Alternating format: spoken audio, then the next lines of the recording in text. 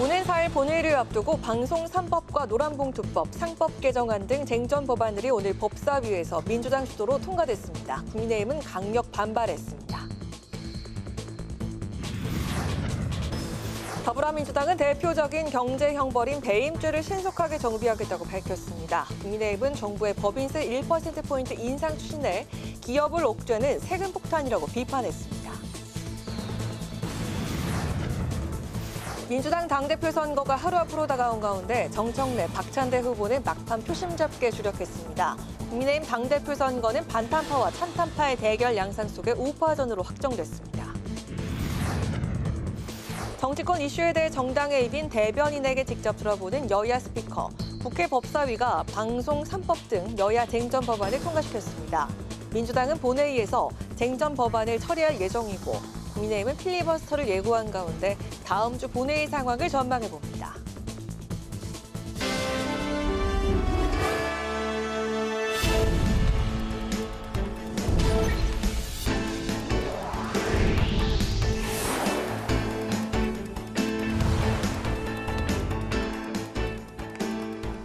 여러분 안녕하십니까? 8월 1일 금요일 국회 라이브 6 시작하겠습니다.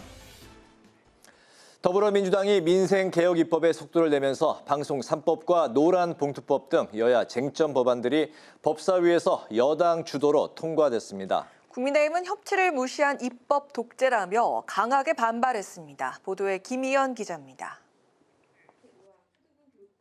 여야가 첨예하게 대립하고 있는 방송 3법과 노란봉투법이 국회 법제사법위원회에서 표결로 전체 회의를 통과했습니다.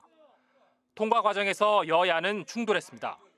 방송 3법과 관련해 여야 한 명씩 토론이 끝나자 이춘석 위원장이 여당의 의견을 받아 토론 종결 표결을 진행했고 야당은 반발했습니다. 정당당의 여기 지금 의견을 왜 합니까? 토론하지 않았어요. 토론해면 뭐예요? 표결 안 하고 퇴장하는데. 노란봉투법 처리 과정에서도 똑같은 상황이 벌어졌고 법사위 야당 간사인 박형수 국민의힘 의원은 위원장의 독단적인 의사진행이라며 사과를 촉구했습니다. 모든 의원들한테 절차를 열어둬야 되는 거예요. 그러면 각 당에서 한 번씩 발표하면 끝입니까? 그럼 국회의원은 왜 있습니까? 당만 있으면 되지. 그 말씀이 좀 되는 얘기를 하세요. 여기에 대해서 강력히 항의하고 위원장님의 사과가 있어야 된다고 생각합니다. 이춘석 위원장은 충분한 토론의 기회가 있었고 국회법에 따라 처리할 수순이라고 반박했습니다. 이 법은 아까 방송법도 마찬가지로 여러분들이 토론 보장을 안 하셨다고 저한테 말씀하시지만 1년 넘게 계속해서 국회에 논의가 됐고 이제는 저는 마무리돼야 했다고 생각합니다. 그래서 처리했다는 말씀을 드리고 또 집중투표제를 도입하는 상법 개정안도 여당 주도로 표결 처리됐습니다.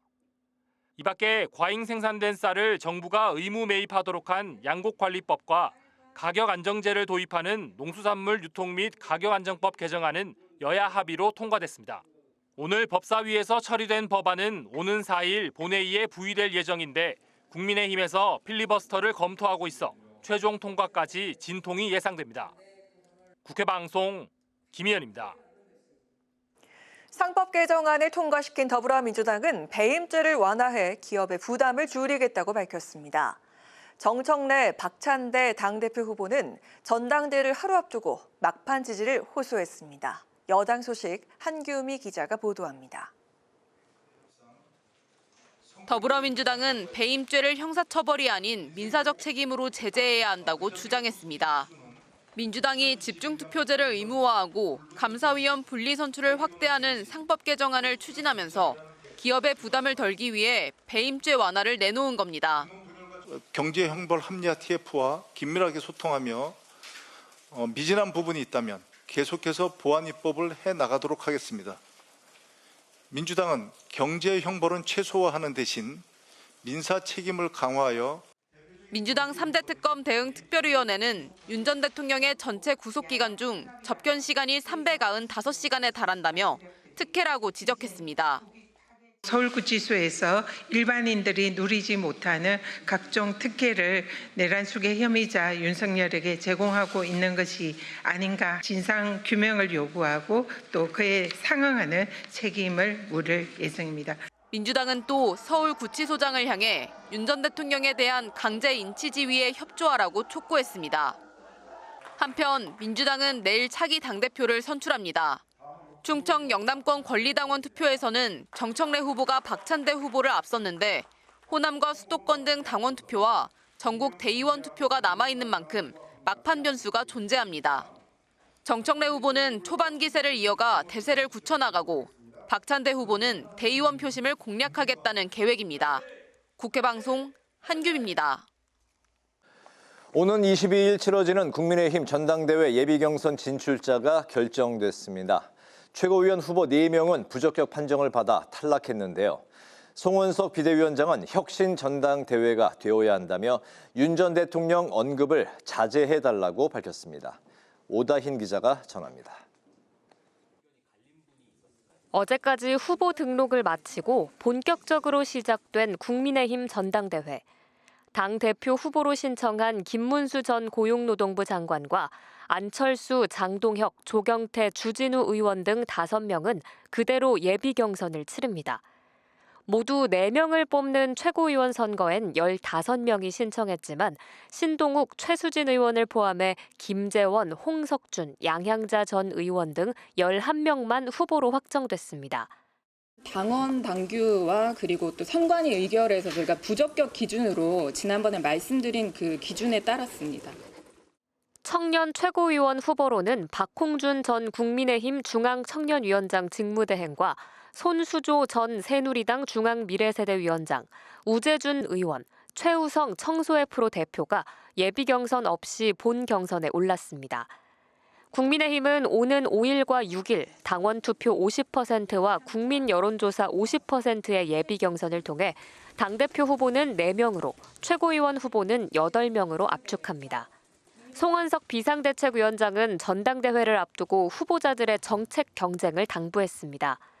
특히 혁신 전당대회가 되어야 한다며 윤 전 대통령 언급을 자제해달라고 밝혔습니다. 이제 우리 당에 윤석열 전 대통령은 없습니다. 더 이상 전 대통령을 전당대회에 끌어들이는 소모적이고 자해적인 행위는 멈춰주시기 바랍니다. 한편 국민의힘은 법인세 1%포인트를 인상하는 내용의 정부 세제 개편안에 대해 반기업 조세 정책이라며 철회를 주장했습니다. 국회방송 오다인입니다.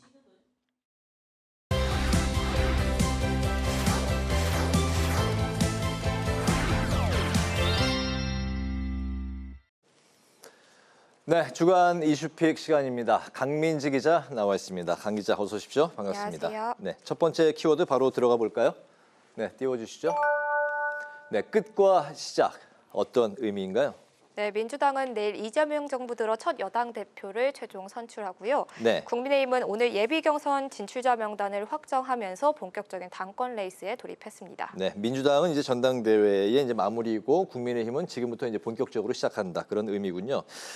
민주당 먼저 이제 살펴보면 민주당이 3주간의 선거 운동을 마치고 내일 이제 첫 번째 이재명 정부 들어서 첫 번째 당대표 선출하는데 현재 분위기가 좀 어떻습니까? 네, 먼저 이제 민주당 전당대회 말씀하신 것처럼 하루 앞으로 다가왔는데요. 네. 내일 경기 고향 킨텍스에서 오후 2시부터 개최됩니다. 두 후보는 마지막까지 선명성을 내세우면서 이 지지층 결집에 집중하고 있는 분위기인데요. 네. 정청래 후보는 오직 당원과 당신만 믿고 간다는 글을 여러 차례 올리면서 지지를 거듭 당부하고 있습니다. 2주 전 충청과 영남권 권리당원 투표에서 앞선 정 후보는 남은 투표에서도 대세론을 이어갈 것이라며 압승을 기대하는 분위기인데요. 반면 초반에는 협치형 리더십과 안정감을 내세웠던 박찬대 후보, 후반에 투쟁형 이미지를 부각하면서 역전에 기대를 걸고 있습니다. 현역 의원들의 조직적 지지세를 기반으로 대의원 표심 공략에도 집중을 하고 있는데요. 박 후보 캠프는 오늘 당신과 의원의 마음을 이분법적으로 나누는 건 분열을 조장하는 것이라며 정 후보의 당심론을 견제하기도 했습니다. 이번 전당대회는 권리당원 투표 55%와 대의원 투표 15%, 국민 여론조사 30%로 결정이 되는데요. 현재까지 충청과 영남권 권리당원 투표에서는 정청래 후보가 62.65%로 앞서고 있는 상황입니다. 하지만 전체 권리당원의 약 70% 이상이 몰린 수도권과 호남권의 표심이 아직 남아있는 만큼 이 결과를 단언하기는 어려운데요. 이번 선거는 수요로 인해 일정을 조정하면서 호남과 수도권 권리당원 투표와 대의원 여론조사까지 이 모든 투표 결과가 내일 전당대회 현장에서 일괄 발표되는 원샷 경선으로 치러지게 되기 때문입니다. 네. 막판까지 승부 예측이 어려운 안개 속 경선이라는 평가가 지배적인 가운데 이 두 후보 모두 마지막까지 긴장의 끈을 놓지 않고 있습니다. 네, 폭우로 내일 이제 전당대회에서 완샷 경선으로 당대표가 이제 선출이 됩니다. 내일 오후 2시에 시작이 됩니다. 지켜봐야 될 것 같고, 이어서 이제 국민의힘도 본격적으로 전당대회 국면에 들어섰죠. 네, 맞습니다. 이 후보 등록과 자격 심사가 오늘 마무리되면서 당대표 후보 명단은 김문수, 안철수, 장동혁, 조경태, 주진우 5파전으로 확정이 됐습니다. 네. 이 핵심 쟁점은 이번에도 윤석열 전 대통령 탄핵에 대한 입장이 될 전망인데요. 송원석 비대위원장은 윤 전 대통령은 이제 당에 없다면서 탄핵 프레임을 끌어들이는 걸 중단하라고 경고를 했지만 이 당내 분위기는 여전히 찬탄과 반탄 대립으로 뜨거운 상황입니다. 후보들은 탄핵 찬반을 중심으로 뭉치고 있는데요. 이 당대표뿐 아니라 4명을 뽑는 최고위원 선거에서도 같은 양상이 전개되고 있습니다. 국민의힘 전당대회에서는 특검 수사 확대도 당권 경쟁의 변수로 작용할 것으로 보이는데요. 야당 의원들에 대한 압수수색이 계속 이어지고 있는 가운데 후보들 역시 특검 대응을 주요 메시지로 내세울 가능성이 큽니다. 네. 당은 후보들의 권역별 합동 연설회와 TV 토론회 등을 거쳐서 20일 새 지도부 선출을 위한 전당대회를 개최할 예정입니다. 그렇군요. 여야 전당대회 상황을 지켜봤고, 이제 두 번째 키워드 바로 들어가겠습니다. 네, 426일 만에, 네, 무슨 뜻인가요? 네, 이 국회 윤리특별위원회가 22대 국회 개원 이후 1년 2개월 만에, 즉 426일 만에 구성돼서 출범을 앞두고 있습니다. 그렇군요. 국회 윤리특위가 이제 구성이 되면서 의원들의 징계 논의도 본격화되는 거죠? 네, 맞습니다. 이 국회 운영위원회가 드디어 국회 윤리특위 구성안을 결의하면서인데요. 이 결의안이 본회의를 통과하면 본격 출범하게 됩니다. 우원식 국회의장이 지난 취임 1주년 기자 간담회에서 여야 원내대표가 선출되면 최우선과제로 윤리특위 구성을 다루겠다고 밝힌 지 약 2달 만인데요. 먼저 우원식 국회의장의 지난 기자간담회 발언 직접 들어보시죠. 네. 윤리특위가 구성이 안 된 것은 국민들 앞에 매우 죄송스럽고 국회로서 부끄러운 일입니다. 이번 원내대표가 새로 선출될 텐데요. 가장 우선적인 과제로 이 문제를 다루겠습니다. 네, 이 같은 우 의장의 발언이 강력 반영된 것으로 보이는데요. 지난해 5월 개원 이후 여야가 특위 구성 비율을 놓고 의견을 보여왔지만 우 의장 중재 가운데 민주당이 국민의힘의 동수 구성 요구를 받아들이면서 윤리특위가 본격 가동에 들어간 겁니다. 민주당과 국민의힘 6명 동수로 12명이 활동하게 되고요.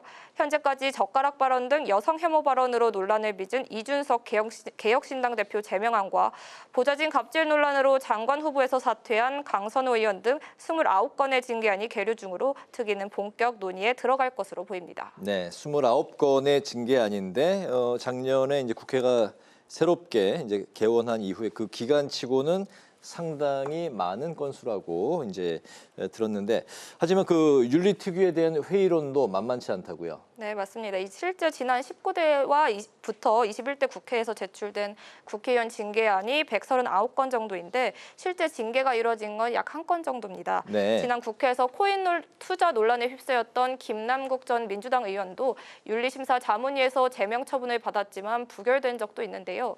이 같은 무징계 결과의 원인에는 제19 감사기에서 비롯된 거대 양당 동수로 이루어지는 윤리특위 구성에 있다는 목소리가 제기됩니다. 가결을 위해선 과반 찬성이 필요한데 동수 구성으로는 징계안이 부결될 수밖에 없다는 겁니다. 이에 조국혁신당과 진보당은 비교섭단체 의원들도 윤리특위에 참여할 수 있게 해달라고 요구하고 있는데요. 거수 표결에서 부결되면서 재구성 가능성은 적은 상황입니다. 네, 6대6 여야 이제 동수기 때문에 이제 결정 짓기가 이제 어려운 상황이라는 거, 그리고 이제 소수 정당이 배제된 게 또 아쉽다. 예, 그런 입장이군요. 알겠습니다. 마지막 세 번째 키워드 살펴보겠습니다. 혼란 속의 세계, 연대 필수. 얼핏 뭐 영화 제목 같기도 한데. 네, 맞습니다. 이 제목 사실 이번에 열린 세계 국회의장 회의 주제인데요. 네. 우원식 국회의장이 스위스 제네바에서 열린 제6차 세계 국회의장 회의에 참석해 이 연설에서 기후위기 대응 등을 위한 각국 의회 간 연대를 강조했습니다. 그렇군요. 구체적으로 어떤 내용들이 언급이 됐나요? 네, 먼저 이 세계 국회의장 회의를 설명드리고 싶은데요. 국제의원연맹 IPU가 5년마다 주최하는 의회 정상회의로 이번에는 스위스 제네바에서 혼란 속의 세계, 모두의 번영을 위한 국회 협력과 다자주의란 의제로 개최됐습니다. 우 의장은 토론에 참여해 개엄 당시 국회 역할과 한국의 민주주의 회복력에 대한 경험을 공유하면서 발언을 시작했는데요.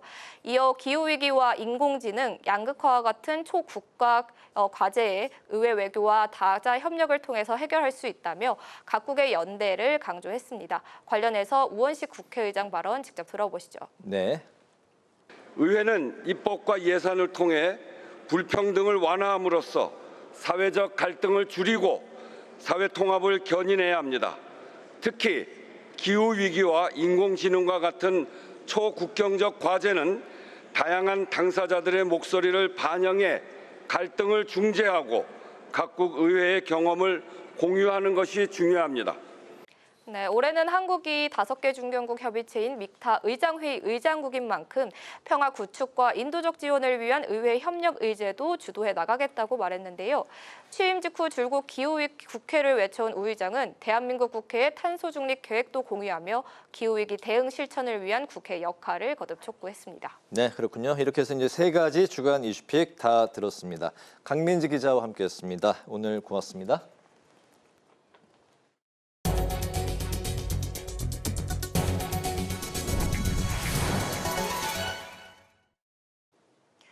(6.27) 부동산 대책이 시행된 지 한 달이 넘었습니다. 규제를 적용받지 않는 외국인들의 부동산 구매가 늘면서 자국민 역차별 논란이 계속되고 있습니다.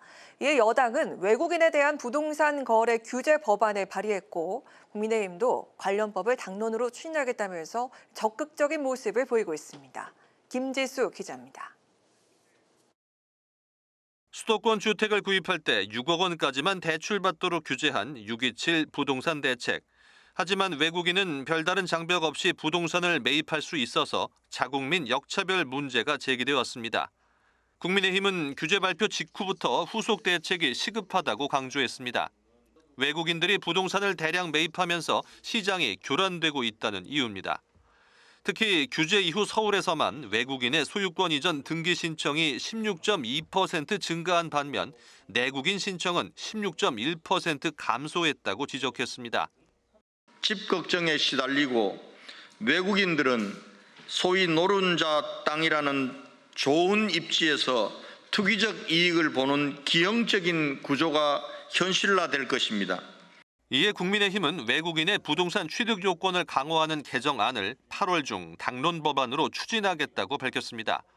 개정안에는 외국인 부동산 거래 관리 시스템을 구축하고 거래 허가제를 신설하는 내용이 담깁니다. 실거주 의무 조항도 포함됩니다. 민주당도 지난해 기준 외국인이 보유한 국내 주택이 10만 가구를 넘었다고 우려했습니다. 특히 외국인은 규제 장벽이 없어 불법 거래에 대한 실태 조사도 어렵다며 법 개정을 준비하고 있습니다. 제대로 파악하기가 굉장히 어렵고 또한 대출 규제와 관련해서도 자금원이라든가 이런 것들을 파악하기가 굉장히 어렵습니다. 민주당이 발의한 법안은 외국인이 국내 부동산을 계약할 경우 사전에 허가를 받도록 하는 내용입니다. 매입 후 3년 이상 거주하도록 하는 실거주 조항도 담았습니다. 정부 역시 규제가 필요하다는 입장입니다. 결국은 우리나라 국민들에게 피해를 준 역차별 생긴다면 전 당연하게 저는 견제할 필요가 있다고 생각하고 있습니다. 여야정이 자국민 역차별 해소에 공감하고 있는 만큼 법 개정에 속도가 붙을 전망입니다. 국회방송 김지수입니다. 더불어민주당이 이상민 전 행정안전부 장관의 구속은 내란 공모에 대한 사필 규정이라고 밝혔습니다. 백승아 원내대변인은 브리핑을 통해 피고인 이상민 전 장관은 국회와 헌법재판소에서 본인은 불법 계엄을 사전에 전혀 몰랐다고 밝혔지만 계엄 당시 언론사에 대한 단전과 단수를 지시한 것이 드러났다고 말했습니다. 그러면서 내란 특검을 향해 한덕수 전 총리를 비롯해 국무위원들과 대통령실 관계자들도 신속하게 수사할 것을 촉구했습니다. 국민의힘이 민주당의 3대 특검 수사에 대응하기 위한 독재 대응 특별위원회를 발족했습니다.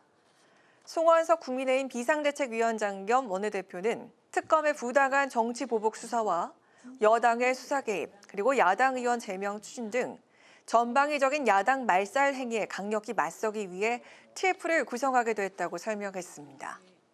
국민의힘은 특위위원장엔 법조인 출신의 오선 조배숙 의원을 내정했고 당내와 원외 법조인을 중심으로 특위를 꾸릴 예정입니다. 우원식 국회의장이 새 정부 새로운 청소년 정책 수립을 위한 국회 청소년 정책 토론회에 참석했습니다. 우원식 의장은 좋은 정책으로 청소년들이 성장하기 위해선 청소년 정책의 컨트롤 타워를 확실하게 세워야 한다고 밝혔습니다. 특히 청소년 지도자들이 지도에만 전념할 수 있게 처우 개선이 제대로 이뤄지도록 국회가 정책을 뒷받침하겠다고 강조했습니다.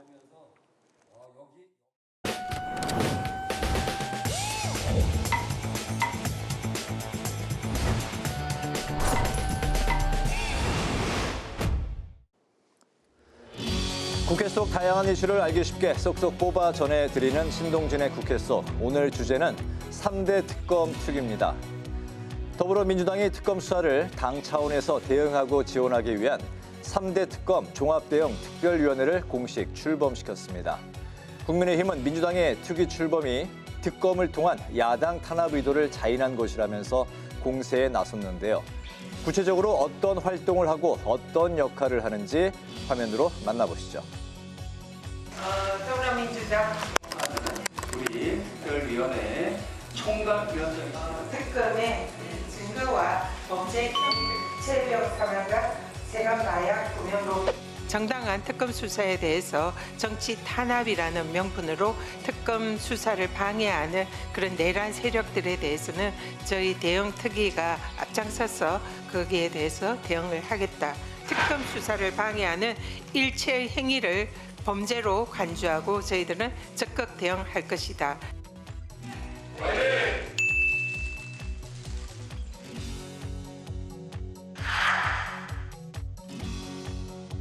특검 수사가 성역 없이 철저하게 진행될 수 있도록 꼼꼼하게 모니터링하고 올바른 방향으로 흔들림 없이 진행되도록 모든 역량을 집중하겠습니다.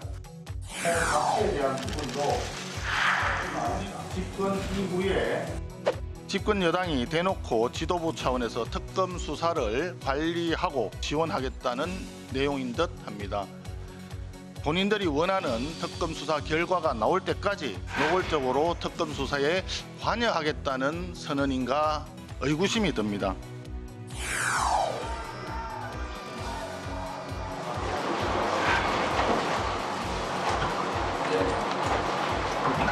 서울구치소에서 제기되는 각종 특혜 의혹의 논란을 확인하고 만약 문제가 있다면 그에 대한 문책을 요구를 할 것이고 3대 특검 특위에는 별도의 제보센터가 설치되기도 했는데요. 각종 제보를 수집해 특검에 전달하면서 수사를 도울 만한 정보를 제공하겠다는 겁니다. 또한 특위의 활동이 결국엔 특검의 수사 기한 연장에 초점이 맞춰질 전망이란 관측도 나오는데요. 법률 개선과 기간 연장 등 필요한 조치를 적극적으로 해 나가겠다는 게 특위의 입장입니다.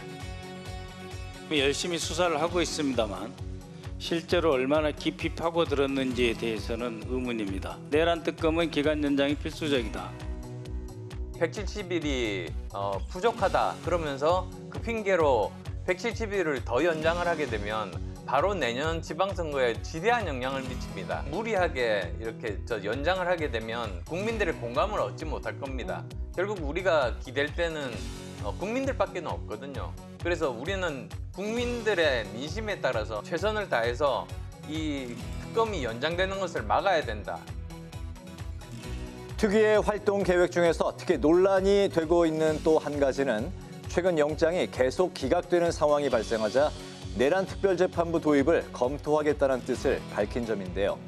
특별재판부는 특정 사건을 전담하는 한시적인 재판부를 새로 구성하겠다는 게 그 핵심입니다. 특히 그 재판부를 따로 만들겠다는 거는 진짜 인민재판식 아니면은 그런 일은 법치국가에서는 없습니다. 3대 특검에게 강력히 요구하는 것이 그러면 이 객관성을 담보하기 위해서 이재명 정부에서는 어떠한 뭐 선출직이든 임명직이든 공직도 맞지 않겠다고 대국민 발표를 해라. 한편 국민의힘은 최근 특검 수사와 제명안 추진 등에 대응하기 위해 독재 대응 특별위원회를 발족하기로 했는데요. 여당의 수사 개입 등 사법 장악 시도 등에 강력한 대어 투쟁을 해 나가겠다는 입장입니다.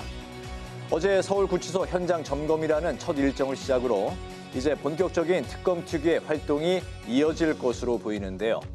내란의 완전 종식이라는 명분과 특검의 독립성 침해라는 우려가 부딪히고 있는 만큼 특검 특유의 철저한 중립과 공정성이 뒤따라야 할 것으로 보입니다.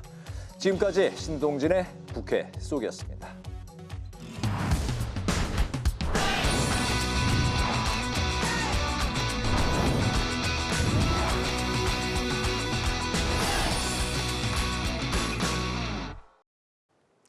정치권의 가장 뜨거운 이슈에 대한 입장을 양당 대변인에게 직접 들어봅니다. 여야 스피커, 김지호 더불어민주당 대변인, 정광재 국민의힘 대변인 두 분과 함께하겠습니다. 반갑습니다. 안녕하세요. 안녕하세요. 네, 여야 스피커의 김지호 대변인 모시게 됐는데, 아니 저희 국회 방송은 다 통틀어서 처음이라고 하시던데요? 예, 처음 출연합니다. 아, 그렇습니까? 설레네요. 아니에요.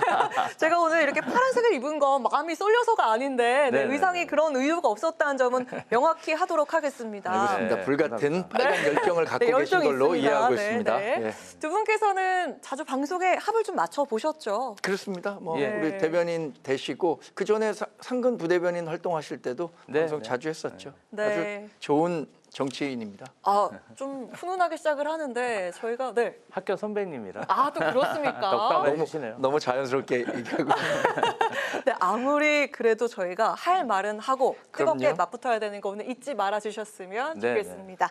자, 그럼 쟁점부터 바로 들어가 보도록 하겠습니다. 오늘 국회 법사위가 방송 3법과 노란봉투법, 상법 개정안을 여당 주도로 처리를 했습니다. 민주당은 4일 본회의에서 다음 주 월요일이죠. 이 법안들을 통과시키겠다는 방침이고요. 자, 국민의힘은 필리버스터를 예고했는데요. 그러자 민주당은 시급성을 고려해서 방송법을 먼저 처리할 것으로 가닥을 잡았습니다. 일단 다음 주 본회의 상황을 좀 어떻게 전망을 하시는지 정광재 대변인부터 들어보도록 하겠습니다. 지금 의석수와 또 거부권을 행사하지 않을 것으로 확실한 이재명 대통령의 행정부를 고려하면 법안을 만드는 것은 지금 민주당 마음대로 할 수 있는 상황입니다.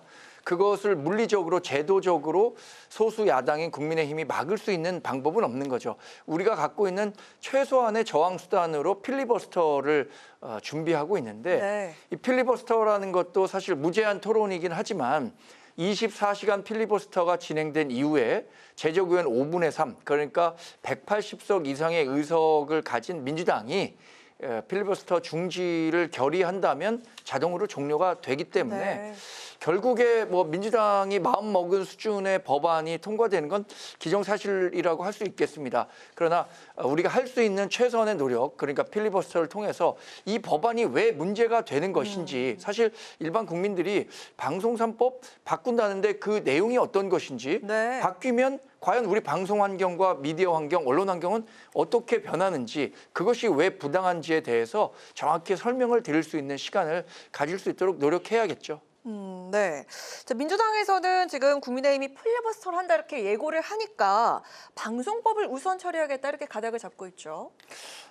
일단 지금 공영방송 방송 3법 관련해서 국민의힘이 왜 이 법안을 반대하는지 이 부분에 대해서 저는 좀 의아한 부분이 있습니다. 사실은 공영방송의 공영성을 강화시키자는 게 방송 3법의 그 골자인데 그동안 정부 여당이나 그 친정부적인 그러한 방통위에서 뭔가 공영방송을 자신의 입맛대로 좌지우지하려는 그러한 움직임이 있었고, 이러한 폐해를 막기 위해서 방송 3법을 개정하는 것인데 야당에서 이것을 왜 막는지 저는 좀 잘 이해할 수가 없어.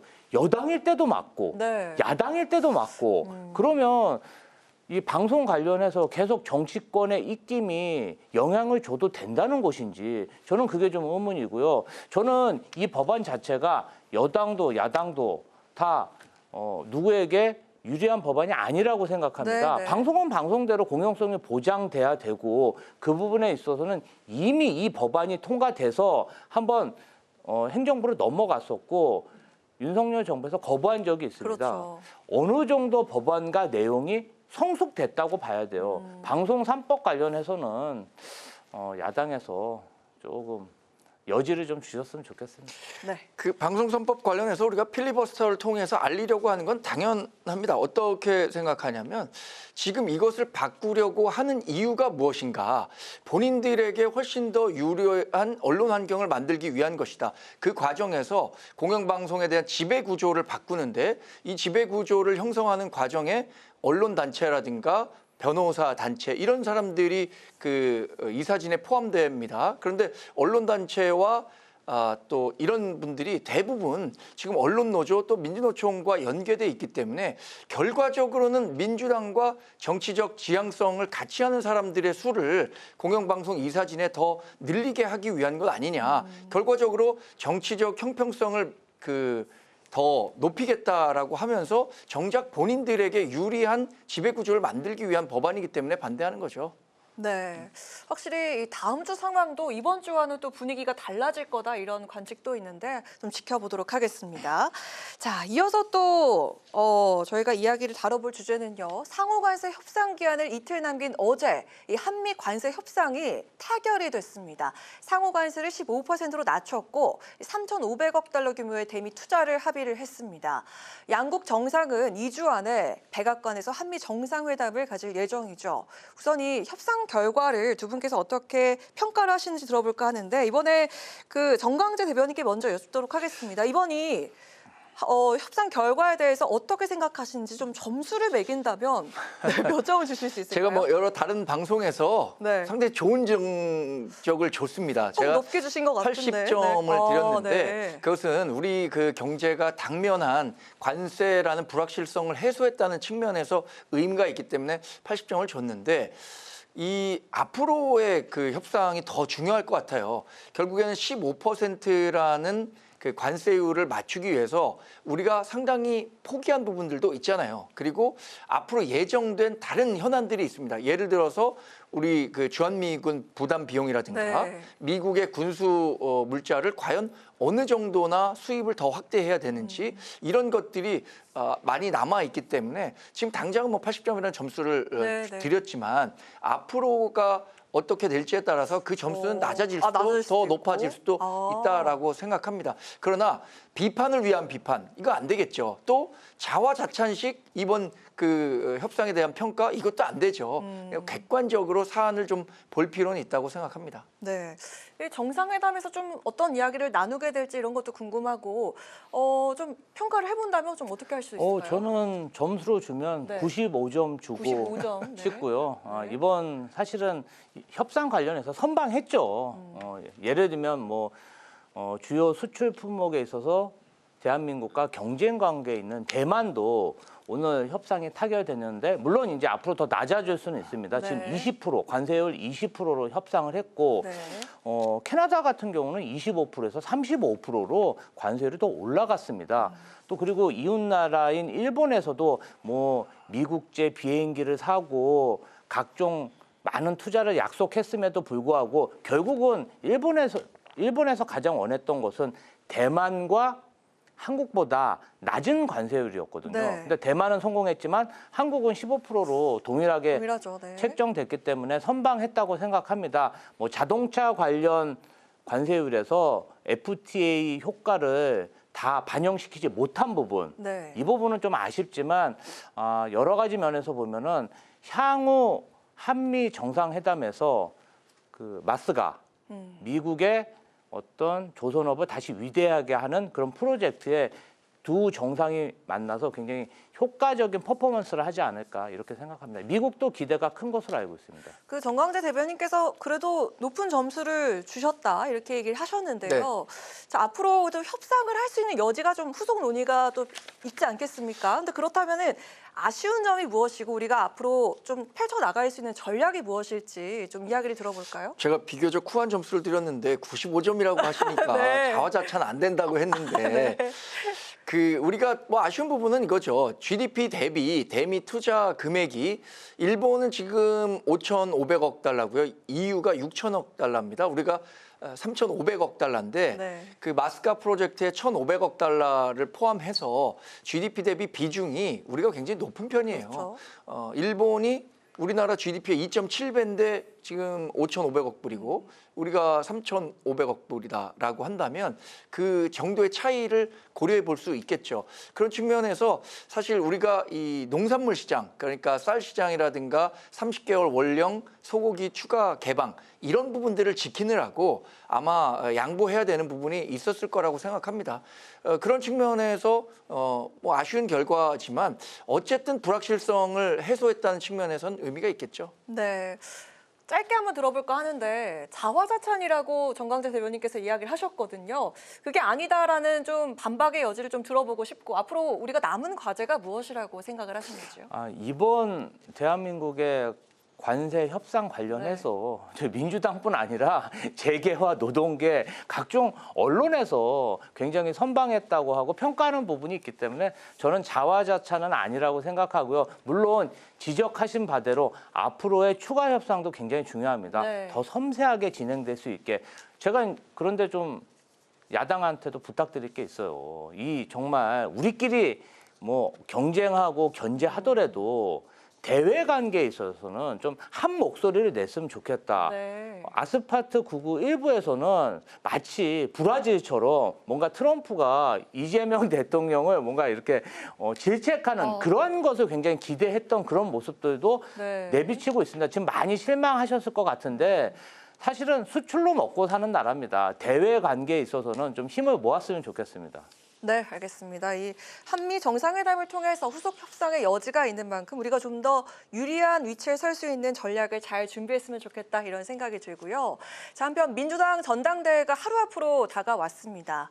충청 영남권 권리당원 투표 승리를 토대로 굳히게 들어간 정청래 후보는 압승을 자신했고 그리고 대의원 조직에서 자신감을 보인 박찬대 후보는 막판 뒤집기를 노리고 있는데 과연 그 내일 전당대회에서 누가 승리하게 될지 좀 점쳐볼까요? 일단은 충청권, 영남권에서 조금 표차를 높게 한 압도적인 지지율을 기록한 게 정청래 후보고 최근 나오는 여론조사에서 오차범위 밖에서 정청래 후보가 앞서가고 있기 때문에 정청래 후보가 선거전에서 우위인 건 사실이지만 여러 가지 대의원 투표라든지 또 조직력이라든지 이런 부분에서 박찬대 후보가 막판 뒷심을 지금 내고 있습니다. 그리고 이제 제가 보니까 박찬대 후보가 굉장히 물이 오른 그런 연설도 하시고 선거 운동을 하고 있기 때문에 그리고 이제 이 선거 관련해서 지난주에 호남하고 경기에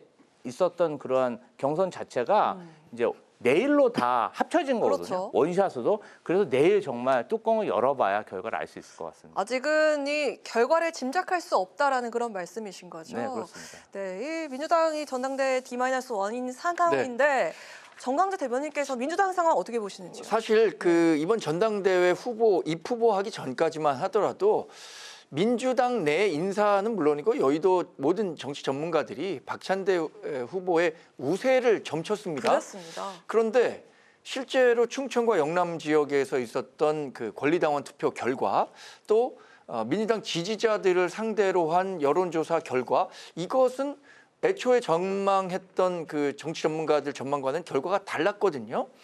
그러면 이런 그 판세의 변화를 만들어내기 위해서는 박찬대 후보가 조금 더 파이팅 넘치는 모습을 보였어야 한다고 생각합니다. 그런데 토론 과정이나 전체적인 그 캠페인이 도전자로서의 어떤 그 파이팅 넘치는 모습을 만들어내지 못한 거예요. 그러니까 큰 차이점이 없다는 말씀이죠. 선거가 이렇게 진행될수록 차별점을 만들어서 내가 왜 정청래가 아닌 자신이 돼야 하는지를 부각시켜야 하는데 정청래 의원이 얘기하면 예 좋은 말씀 감사합니다. 이런 식의 캠페인으로 과연 도전자의 위치에 있는 박찬대 의원이 그 반전의 계기를 마련할 수 있었을까? 이 부분에 대해서 의문을 제기하는 분들이 많아진 것 같아요. 그래서 내일 그 전당대회 결과는 조심스럽지만 정청래 후보가 좀 앞서 나가는 양상을 뒤집기는 좀 어려운 건 아닌가라는 전망들을 많이들 하고 계십니다. 물론 이거는 뭐 비단 저뿐만 아니라 많은 분들이 그 저와 같은 의견을 제시하고 계신 걸로 압니다.